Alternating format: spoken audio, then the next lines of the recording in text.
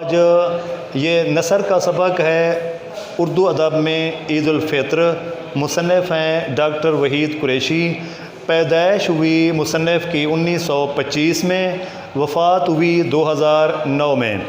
مصنف کی جو اہم کتب ہیں: اساسیات اقبال، نظر غالب، مقالات تحقیق، کلاسیکی ادب کا تحقیقی مطالعہ، اقبال اور پاکستانی قومیت، اردو نثر کے میلانات۔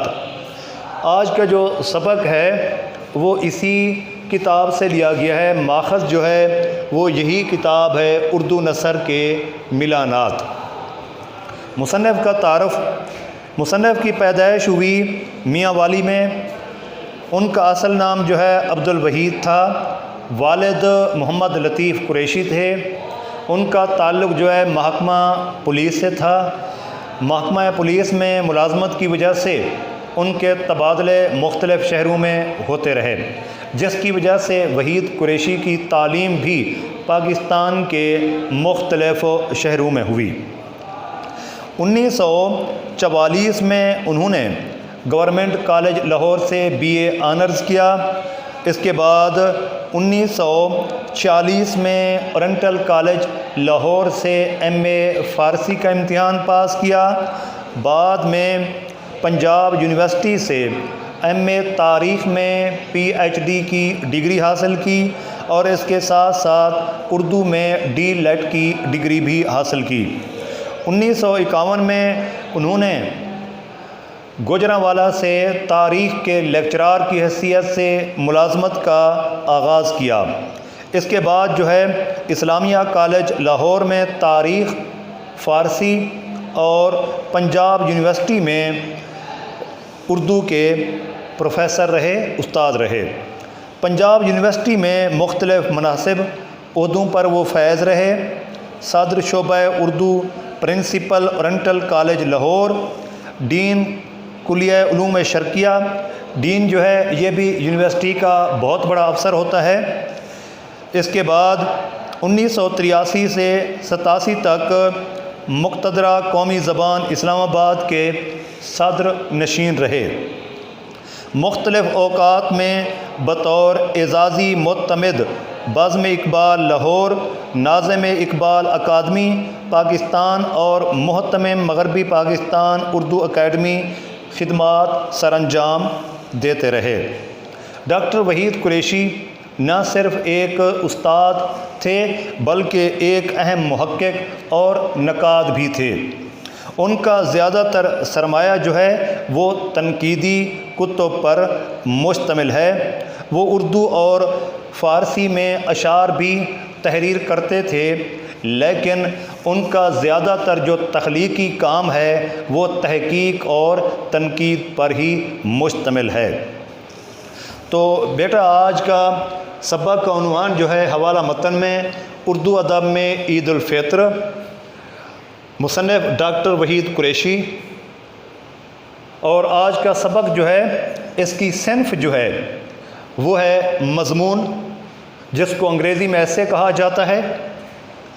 ماخذ جو ہے وحید قریشی کی جس کتاب سے یہ اقتباس، یہ سبق لیا گیا ہے، اردو نثر کے میلانات۔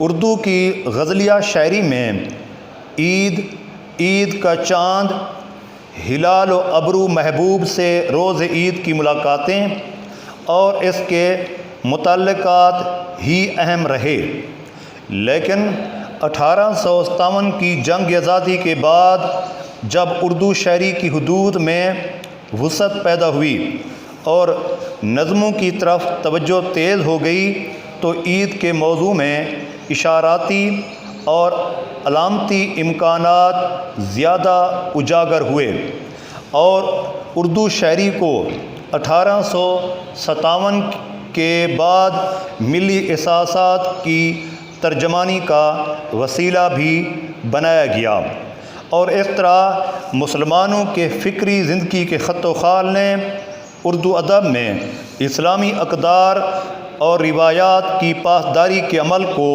شدید سے شدید تر کر دیا۔ غزلیہ شاعری اردو ادب میں غزلیات بہت بڑا حصہ ہیں۔ عظیم شعراء غالب، اس کے بعد جو ہے خواجہ میر درد، میر تقی میر، ابراہیم ذوق، یہ ایک طویل فہرست ہے جنہوں نے اردو غزل میں گراں قدر خدمات سر انجام دی۔ غزل حسن و عشق کے تذکرے کرنا غزل کہلاتا ہے۔ عید بار بار دہرائی جانے والی خوشی کو عید کہا جاتا ہے۔ یہ مسلمانوں کا بہت بڑا تہوار ہے۔ دو عیدین ہیں، ایک عید الفطر ہے جو یکم شوال کو منائی جاتی ہے، اللہ تعالیٰ کی طرف سے مسلمانوں کے لیے ایک تحفہ ہے۔ مسلمان مہینے بھر کی مشقت اٹھاتے ہیں اور مشقت اٹھانے کا پھل جو ہے وہ عید الفطر کی صورت میں اللہ تعالیٰ کی طرف سے عطا کیا جاتا ہے انہیں تحفہ۔ دوسری عید جو قریب ہی ہے، عید الاضحیٰ ہے۔ یہ حضرت ابراہیم علیہ السلام کی یاد میں منائی جاتی ہے۔ ہر صاحب استطاعت مسلمان پر قربانی کرنا یہ واجب ہے، یہ ضروری ہے۔ اس کے بعد ہلال، پہلی رات کے چاند کو جو کہ نوکدار اور باریک ہوتا ہے، اس کو ہلال کہا جاتا ہے۔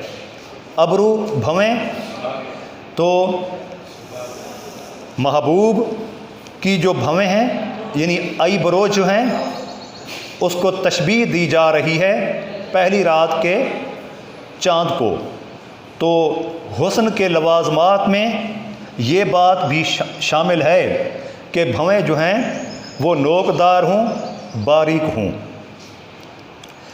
محبوب کسی کو دل کی انتہا سے چاہنا۔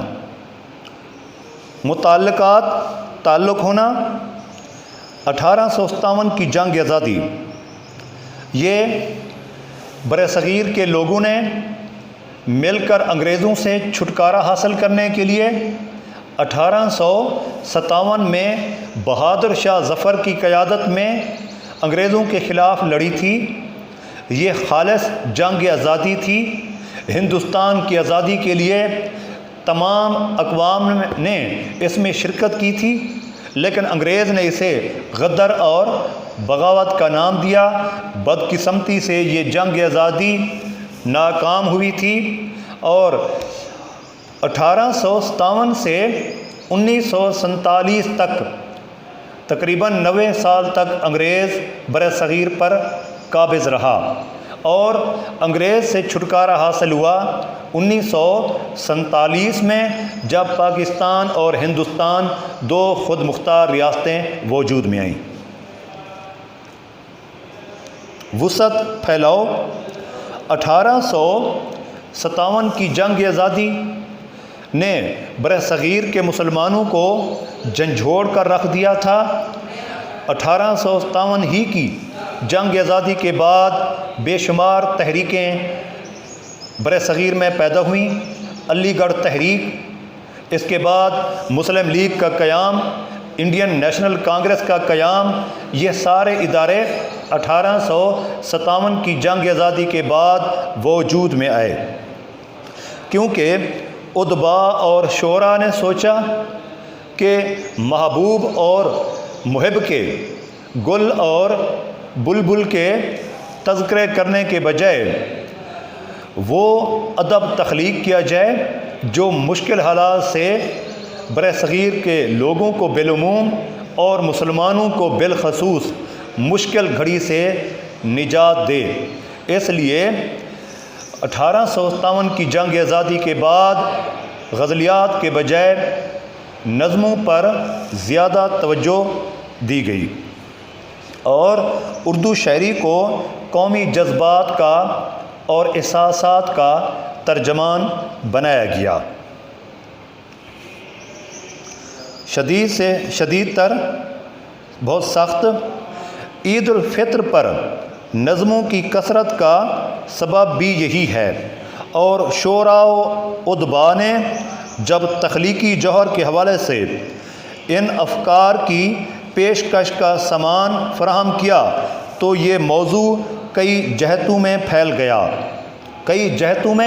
کئی مقامات میں افکار، سوچ بچار، فکر، پیشکش، ہدیہ، تحفہ، عید کو محض خوشی یا عید کے چاند کو محض سال میں ایک بار جھلک دکھا کر غائب ہونے کے حوالے سے دیکھنے کی بجائے اسے مسلمانوں کی تہذیبی اور فکری زندگی کے وسیع تر جغرافیے سے ملا دیا گیا۔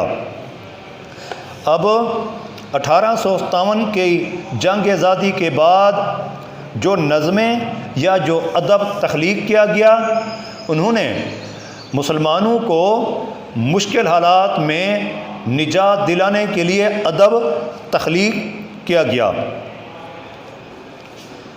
جسے عید کے موضوعات میں نئی باریکیاں پیدا کر کے اسے ادبی خوشی کے ملے جلے جذبات تک لے گئے۔ اس کے بعد یہ وہ کتب ہیں جو نثر میں تحریر کی گئیں۔ 1857 کی جنگ آزادی کے بعد مختلف ادباء نے یہ کتب تحریر کیں۔ گلدستہ عید میں موضوعات صحن عید گاہ میں ملاقات اور درون خانہ عید ملن تک محدود نہیں رہے، بلکہ جذبات کے وسیع تر رقبوں میں لا کر دکھایا گیا ہے۔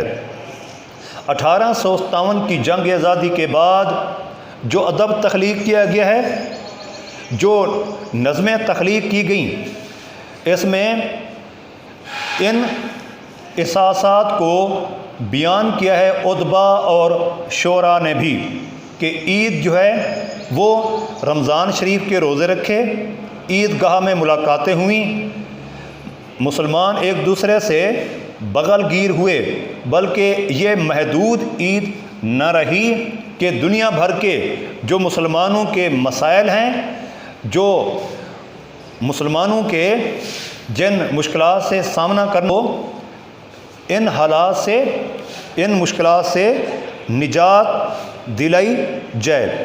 اس لیے دنیا بھر کے مسلمانوں کے مسائل کو بھی اردو ادب میں بیان کیا گیا ہے، بلکہ جذبات کے وسیع تر رقبوں میں لا کر دکھایا گیا ہے۔ مسلمان فیشنیبل خاتون کی ڈائری سے چل کر رسول پاک صلی اللہ علیہ وآلہ وسلم کی عید، کنواری بیٹی کی عید، سہاگن کی عید، بچوں اور بڑوں کی عید، دوگانی عید، دو افراد کی عید کو دوگانی عید کہا جاتا ہے۔ یہ وہ نثر کی کتابیں ہیں، لیکن یہاں پر ان ادباء کا ذکر نہیں ہے جن کی یہ تخلیقات ہیں۔ ترکن ماما کی عید، عید اور قرض، عیدی، گھر کی مالکہ کی عید، رمضان اور خیرات، یتیموں کی عید تک عید الفطر ہمیں متوسط طبقے اور غریب طبقے کے مسائل و حالات سے منسلک نظر آتی ہے، منسلک جڑی ہوئی نظر آتی ہے۔ اس تمدنی پس منظر کے طفیل ایک وقتی جذبہ ہیجان نہیں، بلکہ ایک تہذیبی اکائی بن کر ہماری معاشرتی زندگی میں بہت دور تک جاتی ہے۔ تمدن لوگوں کے رہن سہن کے طور طریقے کو تمدن کہتے ہیں۔ طفیل ذریعے کہ وقتی طور پر ہم نے عید کے موقع پر خوش نہیں ہونا، بلکہ جہاں ہم خوشی منا رہے ہیں وہاں دنیا بھر کے مسلمانوں کے مسائل کو بھی دیکھنا ہے۔ ہم نے فلسطینی مسلمانوں کو، کشمیری مسلمانوں کو، افغانستان کے مسائل کو، عراق کے مسائل کو، شام کے مسائل کو، سبھی مسلمانوں کو اپنی خوشیوں میں شامل کرنا ہے۔ اس وسعت پذیری سے موضوع کی جڑیں ہماری ادبی روایات میں پھیل گئی ہیں۔ خواجہ حسن نظامی نے دلی کی بربادی کے جو لوہے لکھے ہیں، ان میں دولت و عزت سے محروم ہونے والے شہزادوں اور شہزادیوں کی قسم پرسی میں عید بسر کرنے کا ذکر اہمیت رکھتا ہے۔ قسم پرسی، خراب حالت۔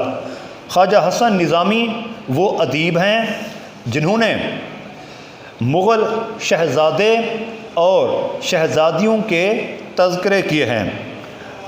اس روایت کا آغاز سر سید احمد خان سے ہوتا ہے، جنہوں نے مسلمانان ہند کی عید کے عنوان سے مسلمانوں کی معاشرتی زندگی کے خامیوں کو بیان کرنے کے علاوہ ان کی غریبی کے نقشے بھی تفصیل کے ساتھ بیان کیے۔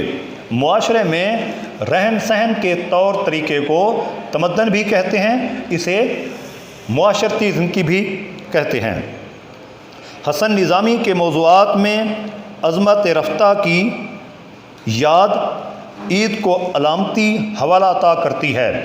یتیم شہزادے کی عید گاہ مائے غریباں کوئے تو، دینی جذبے کی شدت اور مذہبی امور سے گہری وابستگی کو ظاہر کرتے ہیں۔ وابستگی، تعلق۔ ان نثر پاروں کے اثرات ہماری شعری روایات پر بھی پڑے ہیں۔ حالی کی نظم تہنیت عید الفطر، تہنیت خوشی کے موقع پر جب کسی کو مبارکباد دی جاتی ہے۔ خوشی کے جذبے کی عکاسی کے علاوہ عید کو مذہبی اقدار سے بھی ہم آہنگ کیا گیا ہے۔ ہم آہنگ، ایک جیسے خیالات ہونا، اقدار قدر کی جمع ہے۔ پہلے صفحے پر جو کتابیں تحریر کی گئی ہیں، جو عنوانات ہیں، یہ اردو نثر میں بیان کیے گئے ہیں، لیکن ان کے جو تخلیق کار ہیں، جو ادبا ہیں، ان کے نام نہیں ہیں۔ اس صفحے پر وہ مختلف شعراء جنہوں نے عید الفطر کے حوالے سے نظمیں تخلیق کی ہیں، ان کا ذکر ہے۔ تو عزیز بچوں، آج جو کچھ پڑھایا ہے اتنا کافی ہے۔ اس کے بعد مشکل الفاظ کے معنی، اللغت، پہلی رات کا نیا چاند، ہلال، ابرو بھویں، ایبرو، متعلقات، تعلق ہونا، وسعت، پھیلاؤ، موضوع، عنوان، وسیلہ، ذریعہ، پاسداری، قدر کرنا، لحاظ، کثرت، زیادہ ہونا، پیشکش، ہدیہ، درون خانہ، گھر کے اندر، محدود، عید، خط و خال، طور طریقے، قسم پرسی، خراب حالت، بگڑی ہوئی حالت، اکائی، بنیاد، وابستگی، تعلق ہونا، تہنیت، مبارکباد، روایت، لکھی ہوئی بات کو تسلسل کے ساتھ آگے بڑھانا روایت کہلاتا ہے۔ جو کچھ پڑھایا گیا ہے امید ہے آپ یاد کریں گے، اور آج کا پیپر جو ہے وہ بھی آپ اچھے طریقے سے کریں گے۔ شکریہ۔